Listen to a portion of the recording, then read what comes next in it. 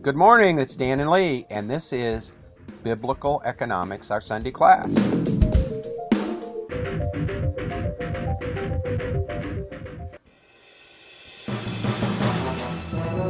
So, Miss Lee, how are you today?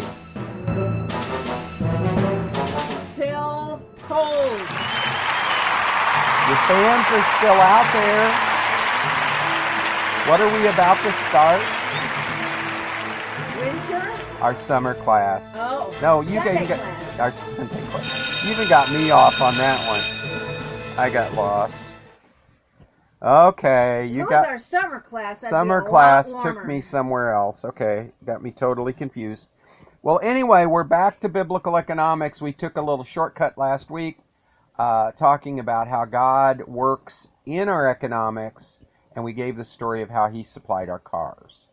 God even cares about how you get there.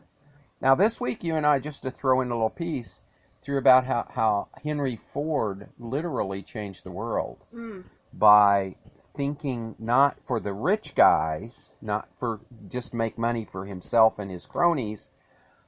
He saw that God wanted people to have things. So his economics was to supply the needs of the people as opposed to the rich guys. Now, what's also interesting, that literally changed the world.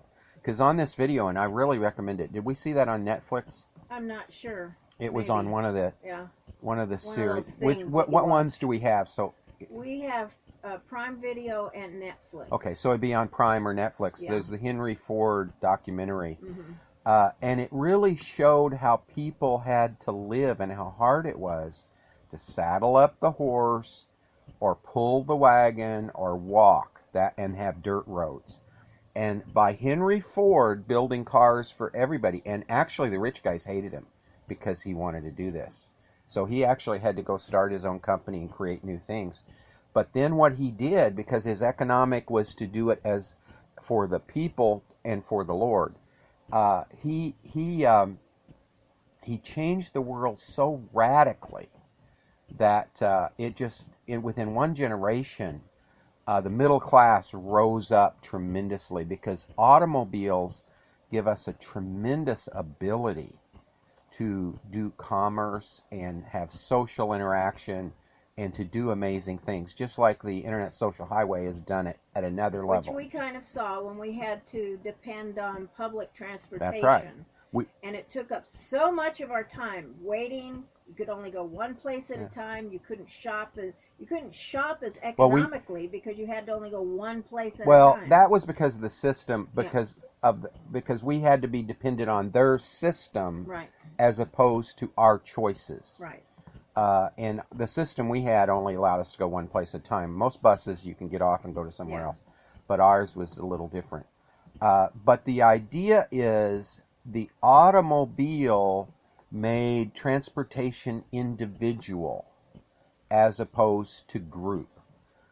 The before that, you had the individual could walk, and then the individual could ride a horse, or the individual could get a wagon and put his family with the horse. But that was the extent, and the fastest an individual could go was probably 3 to 5 miles an hour.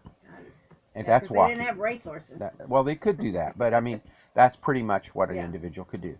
But what happened instantly as he made the automobile, it took transportation for the individual.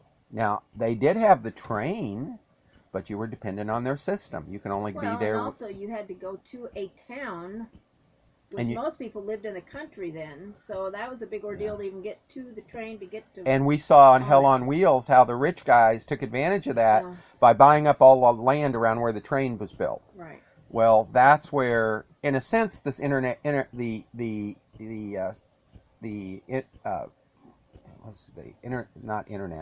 super highways, what's it called? I'm blank. Freeways. The freeways. I keep wanting to call it internet. You're wanting to say internet highway. No, what is it? It's not super Internet. highways. They're called Interstate. Interstate highways. That's the word. The interstate highways I'm sure that happened a lot where the people in the know learned where they could buy up the land, and that land became much more valuable. I'm sure. In Hell on Wheels, you see how that works. It's a series on TV. But as they built the trains. But up till this time, people could use the trains. That was a little faster. They could still use the ships, but the ships only went where there was water. Yeah. And George Washington talked a lot about building canals, because that's what they did, because that was the best they had, was water transportation. So those transportation makes such an amazing difference. And now we have air transportation that they didn't have then. But what's so amazing is see what Henry Ford did. And what Henry Ford did is he created an economic in transportation that was based on creativity, labor, resources, and then putting the seed in it. That's what manufacturing did.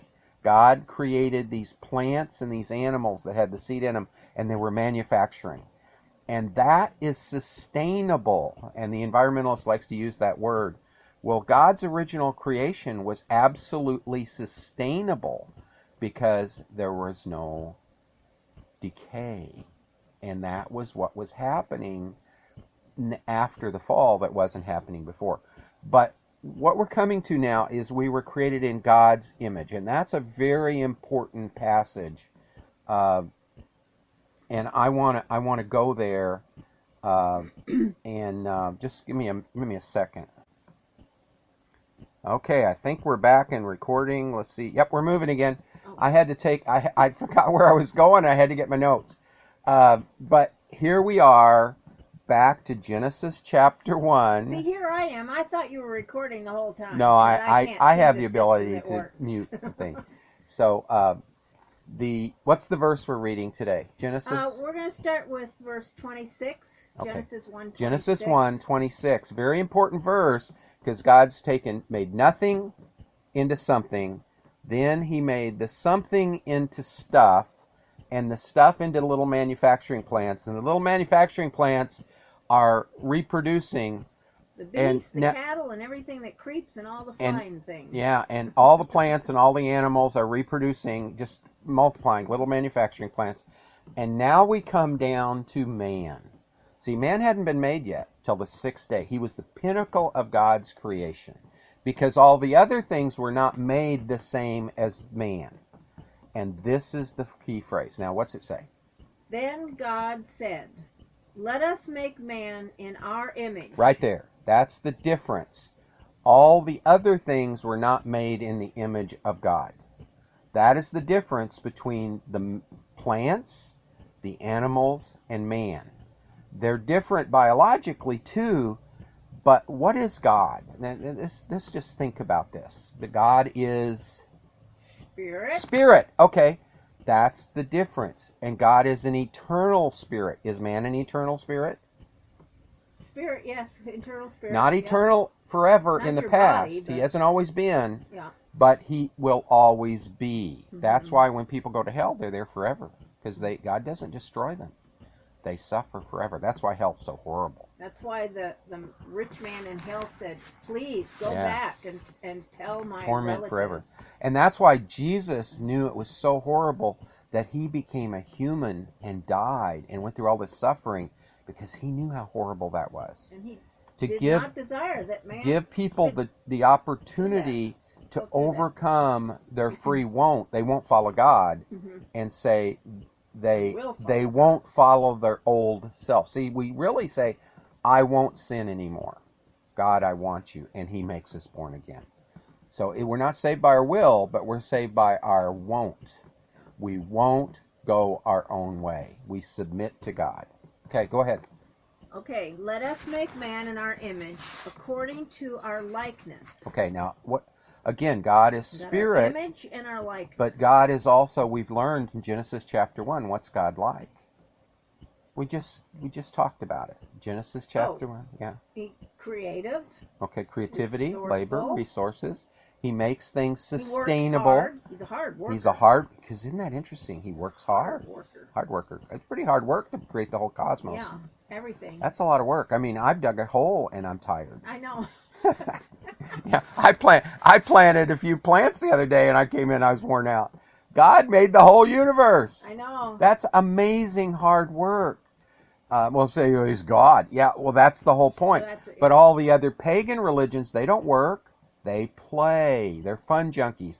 They just play and mock and hassle people and piddle with people. They pit people against trick people. They're tricksters. Yeah. See, that's where the God of the Bible is so different, because he is a God of character.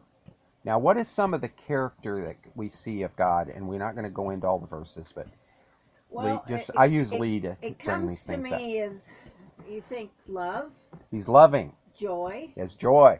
peace, He has peace. patience, Patient. kindness, He's kind. self-control. Self-control. What else is in there? Love, joy, peace, patience, kindness, self-control. I don't know what else. Well, he's well, it's going to tell us, because those are things God has, but he's truthful. Oh, yeah, okay, truthful. He's asking just. Yeah. He's truthful and just. Righteous. He's righteous. In other words, he doesn't do wrong things. He does right things. That's what righteous is. Mm-hmm. And he by nature does right things. He doesn't have to think about it. It's what he is. It's what we were created to be, and that's why Adam was given a choice, and we'll read about that a little later, but he was given a choice of one thing he didn't do. He could do all this other stuff, basically almost unlimited in what he could have built and made, and the universe he could have developed, but there was only one thing he couldn't do. And isn't that amazing? He did it. What was that? He ate of the fruit of the tree. The one tree. Adam, just yes. one tree he couldn't eat of. He could eat of all the other trees. Just think, he had pomegranates and pistachios and apples and oranges and lemons and limes and avocados, and man, he had everything. And when he planted the garden, there were no weeds.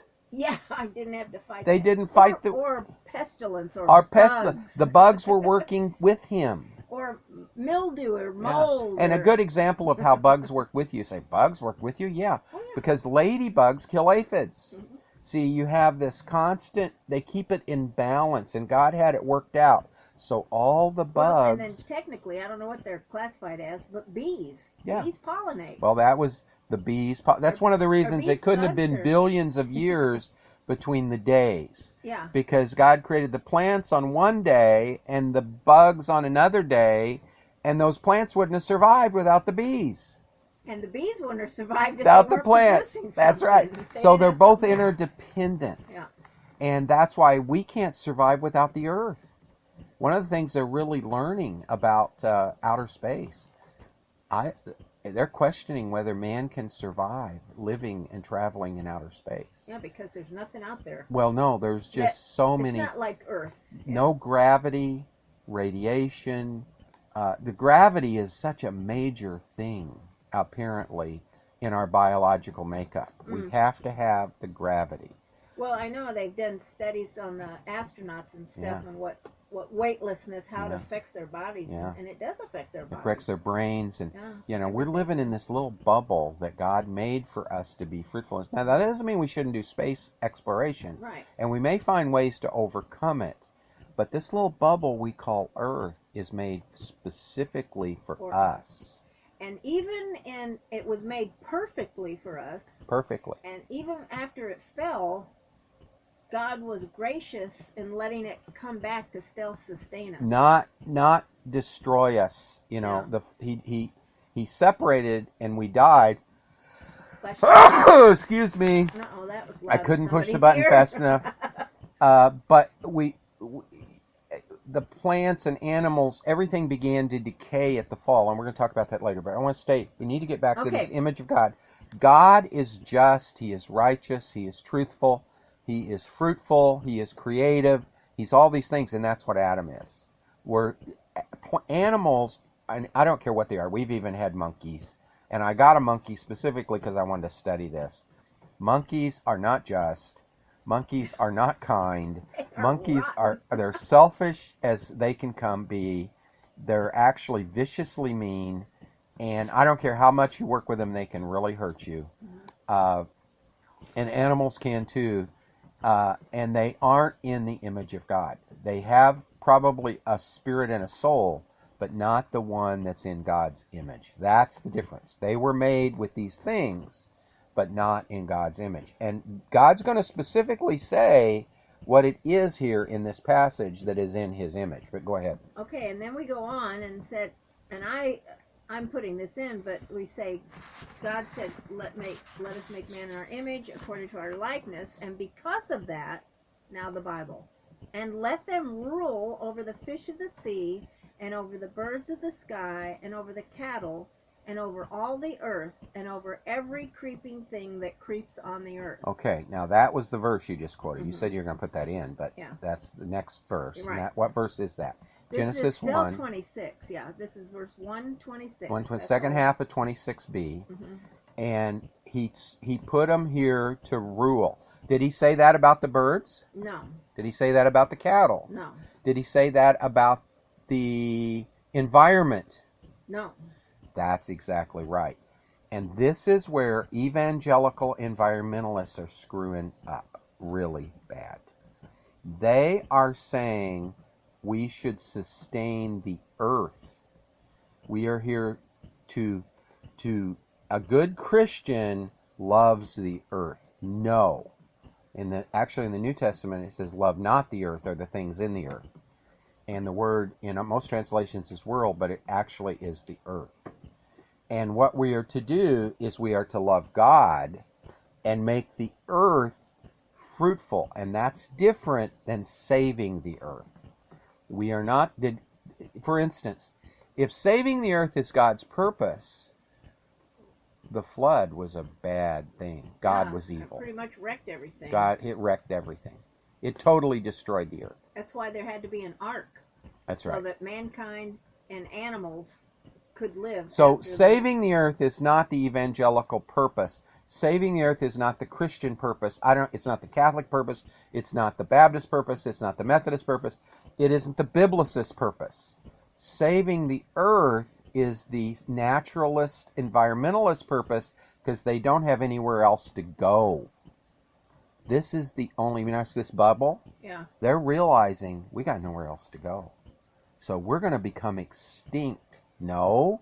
Seek ye first the kingdom of God, and all these other things will be added to you, this stuff. But also, the Bible promises a new heaven and a new earth. God's going to give us a new place to live when this one wears out.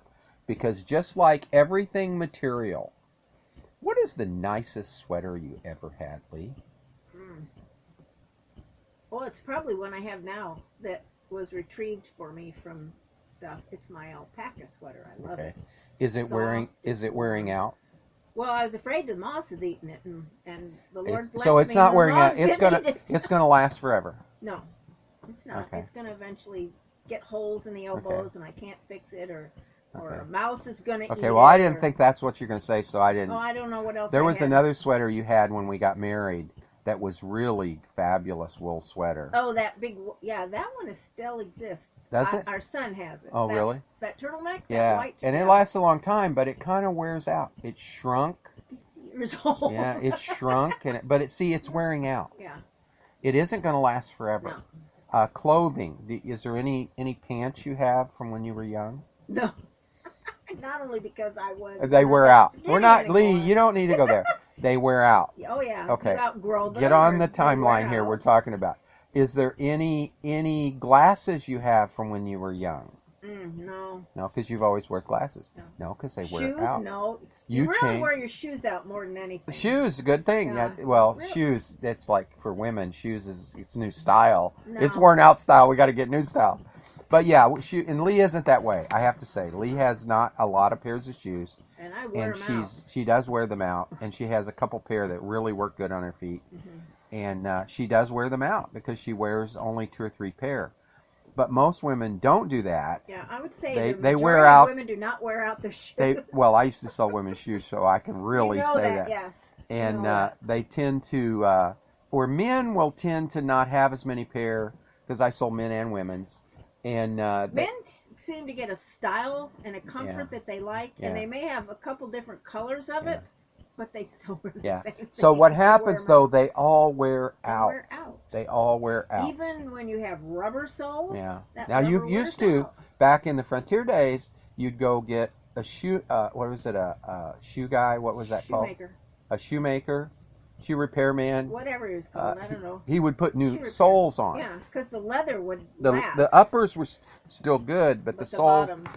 Because Or people would stuff newspapers in it, or people used to walk more. yeah. And now we kind of tend to wear out our tennis shoes more, but our dress shoes we don't wear out because we don't really walk a lot in our dress shoes. But the idea is everything is wearing out. That is a result of the fall. That wasn't happening before the fall. Now also we see that God can do that again if He wants to, because the people is another time in the Bible where that happened. Where what happened? Things didn't wear out. Oh, when was that? That was when the people of Israel came out and were living in the wilderness. Their stuff didn't wear for out. 40 years? Yeah. Yeah, they wore the same clothes and shoes. It didn't wear out. Yeah. Yeah, it's like, see, that God sustained them, and God can do that. All these other things will be added into you. The stuff God takes care of. That's why we don't worry about all those things. See, if you'd have worried about, what are we going to do for clothes if we leave Egypt? Oh, maybe we ought to stay here and be slaves. See, that's what most people do. What are we going to do if we don't serve the Lord? And that's, in a sense, what I had to come to. What am I going to do if I witness to my boss and I lose my car? I will lose. So I was willing to sacrifice that, and that was the last week's podcast. And we saw that as we sacrificed for the Lord to serve Him, cars. How many? We couldn't even count them. No. And the Lord has supplied us. After the show was over, we go, oh, you remember we forgot to talk about that one? I know. There was like I a know. few more There were we lots forgot. more that we didn't even get in there. But the thing is, we did one time willfully try not having a car in the 21st century. And it was so unproductive. Even as a poor person, we were better off to get a used car and pay for the insurance. Yeah. But God says here that we are now in His image. So let's go on and read that. And we are to rule over and not fit into nature. We're to rule over the plants and the animals and the dirt. Those are our things to rule over. Okay, so verse 27, God created man in His own image. In the image of God He created him. Male and female He created him. Okay, now did He create them transgender?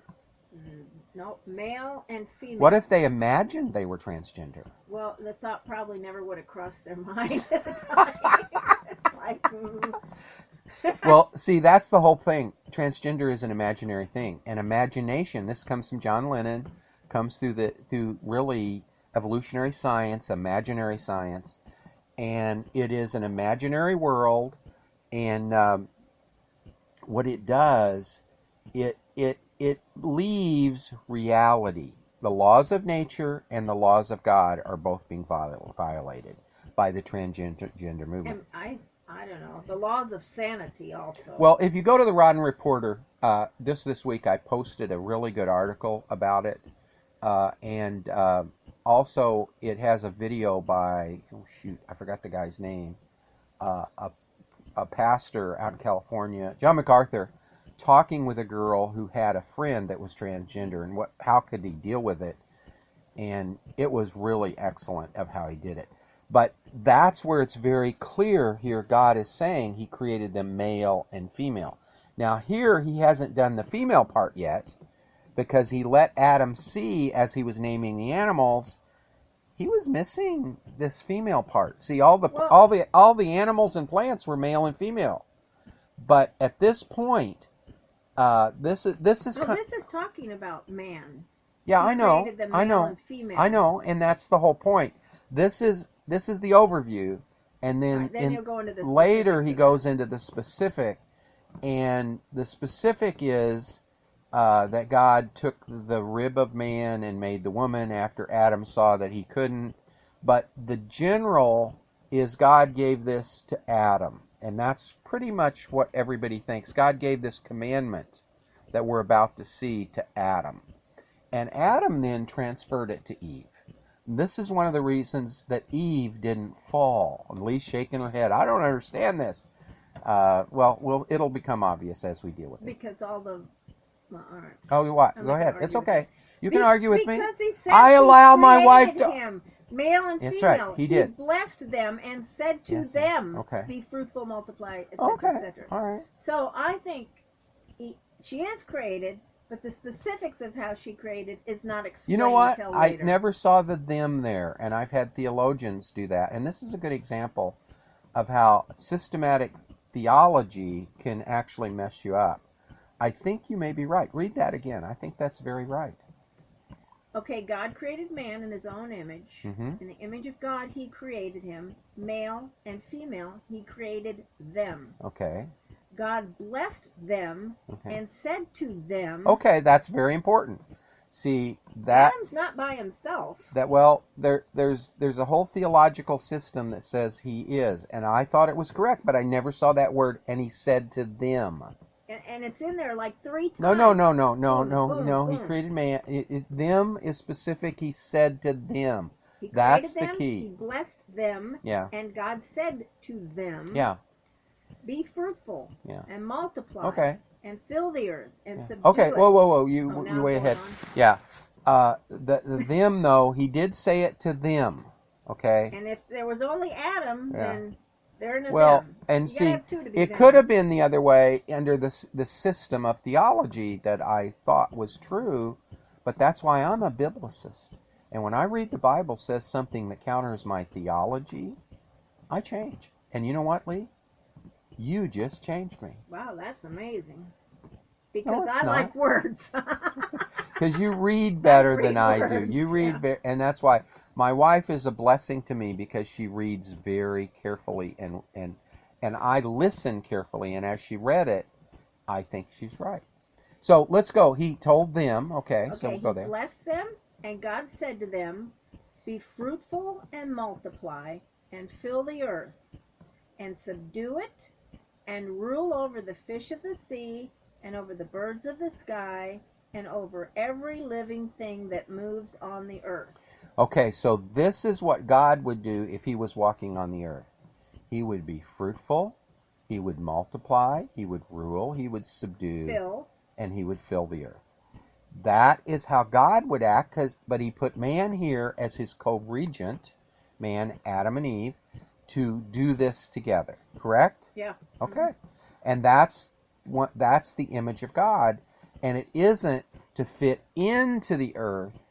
It isn't to save the earth, as many evangelical environmentalists are saying.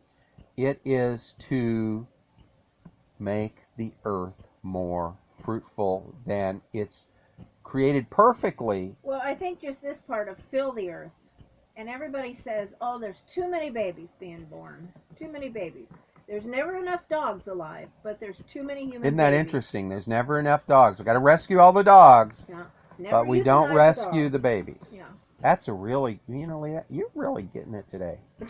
You got 2 Some days strikes. I wake up. You got 2 hits and no strikes. That's awesome. So, we're nowhere close to filling the earth. Nowhere close. Now, granted, some countries have many more citizens than others. Per square foot. Per square foot. Like which one would be that? I think India. India just is... Well, let's take actually Japan. Well, Japan too, but they're very fruitful. Well, see, that's why you assume population was poverty. Yeah. See, that was your assumption that was wrong. Japan has the longest lifespans. Yeah, they live a long time, and they have a lot of people on their... They have the most land. cars I didn't per know they had square the foot. most cars. The most roads per population, and they have the longest lifespans. Totally against the environmentalist wacko idea that if we build cars and we build roads, no, it gives individuals, and that goes back to Henry Ford. It gives individuals great freedom, and that's where Lee and I saw that as we did this experiment for a year and a half riding the bus. I think, when you think of China that had a one-child limit. Yeah. They have tons of land there that they're not Yeah. using, but they're But not productive. They're they've not kind of targeted. done away with that because what's happened, Now they they're don't have enough women to marry the men, isn't no, isn't they that what don't it have is? enough people to buy the stuff. Oh, okay. That's why they have. That's why Americans have to buy so much stuff from China. But I mean, what's happening? They're not multiplying, so Yeah. they're and see another country that's done that. You know, it's really hurt them. You know what it is? They didn't make it a law. One Off the top of child. my head, I think Russia, the Is Soviet that it? Union. Yeah, Yeah, they were Russia. against population, Yeah. and they're realizing they're not sustaining their population. They're a shrinking country. A shrinking country can't sustain a growing economy. And then on the other hand, you think of Israel, little tiny itty bitty That's right. piece of land, and they're flourishing. They, because they took these commandments to fill it and rule it and subdue it, Right. and they're in the middle And of the the creativity, desert, but the they provide labor. food, and, Yeah, well, they've created a whole everything. irrigation systems Yeah, that's what I was that thinking. literally, I just ordered some amazing drippers that I'm putting in Your my garden. garden, and they're adjustable, so I can control. Usually, you have to control that with the valve, and every valve is different. So Or you can it put does more the whole. where you need it, less You can, where you don't need yeah, it. and it's amazing, and Yeah. you can go from 1 gallon an hour to 10 gallons an hour per each dripper. And you only have to turn on one faucet. Yeah, and I bought a bunch of them, so I have those for sale if anybody wants to buy any. They're awesome. Yeah. And you can contact me through my email at danivanrodden.com. No, it's not it. danivanrodden@gmail.com. Okay, that's right. Or you can go to Rodden Reporter and tell me you'd like to know more about it, and I'll get you in touch with the place you can get it on the web. But they're really awesome. And I hadn't planned on putting that little ad in here, but one of the things I experiment with is just as my experiment is I will buy stuff to try myself, and then what I do is I sell it to my friends also, and so I'm able to pay for things, and it's a little economic system that I do to experiment on economics because although I'm a missionary, and I do this so I can think about the economics of things. So go ahead, Miss Lee. All right, shall we go on then? Yeah. Then God said, Behold, I have given you every plant yielding seed that is on the surface of all the earth, and every tree which has fruit yielding seed. It shall be food for you. And to every beast of the earth, and to every bird of the sky, and to everything that moves on the earth which has life, I have given every green plant for food. And it was so. God saw all that he had made, and behold, it was very good. Very important. It was very good. Now let me ask a question here, because for all you evangelicals, denominational people that have a theistic evolution, is death very good? Because that's what evolution demands, is death. Yeah, you got to have death because you got to have survival of the fittest. You got to have this in overcoming, in growing up. The problem is the Bible tells us in the New Testament that death is the enemy of God. The last enemy he will conquer. Yeah, that's right. So death is not here. Now, there can be decay without death in the sense that plants are different than animals. So you have a little difference. It's not a wrong thing to eat a plant.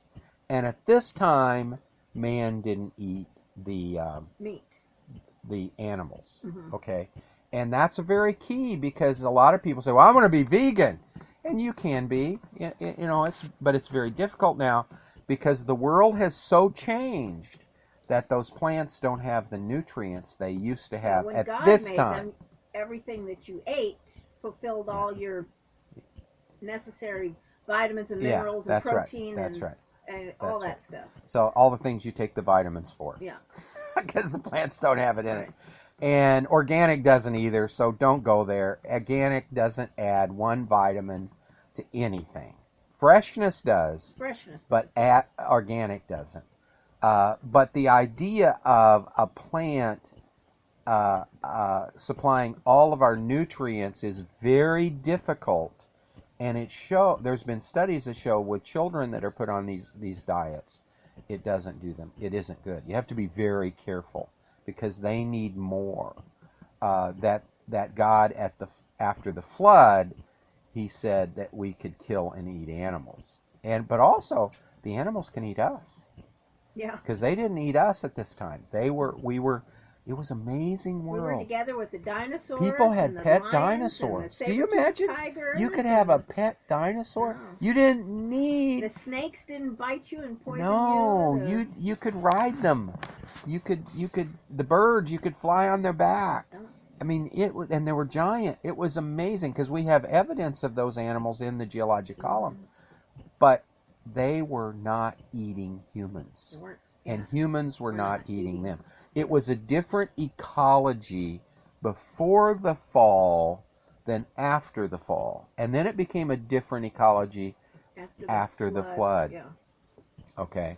So... and there was evening and there was morning, the 6th day. Okay. So the 6th day has just ended. God has made the pinnacle of his creation. And this is very important. What is the pinnacle? What did he make all this stuff for? He did all this work of making stuff, forming the stuff into little manufacturing plants, the earth and the plants and the animals, and then he made the pinnacle to make this person. These persons, I guess you could say, mankind. which the Bible calls mankind, but it's Adam and Eve, the man and woman. He made this pinnacle in his image. Why did he do that? I guess he just got bored. I don't know. No, it wasn't. He was Why? bored. He was showing the angels and all of other things he's created, which we don't know. There could be things we don't know of. Yeah. Who he is. He is a God of fruitfulness. He is a God that rules. He is a just God. He is a good God. He is a God that is multiplying.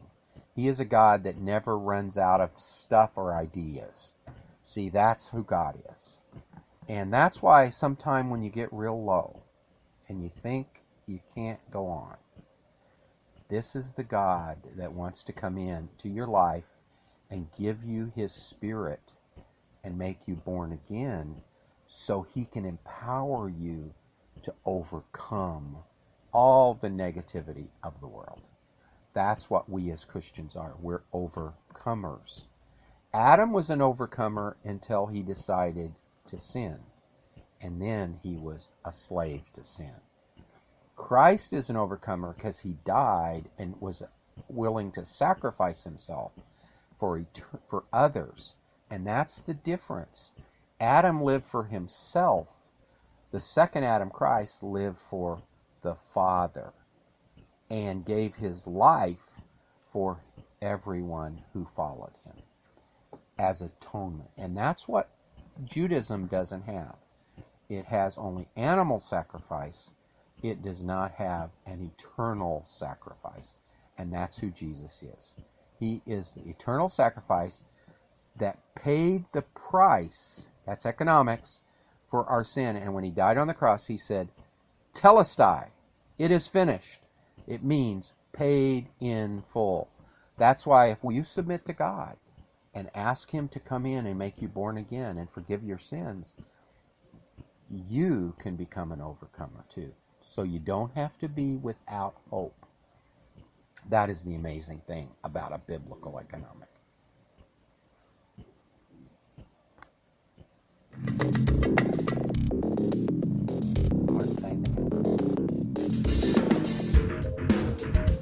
This has been Dan and Lee in our Sunday class, and if you want to sign up to get our email accounts of things we do, go to theroddenreporter.com.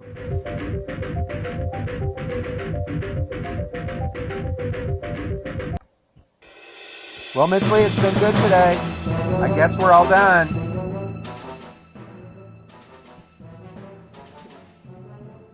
I guess we're all done. Oh, yes, I guess we are. She quit talking and didn't tell me.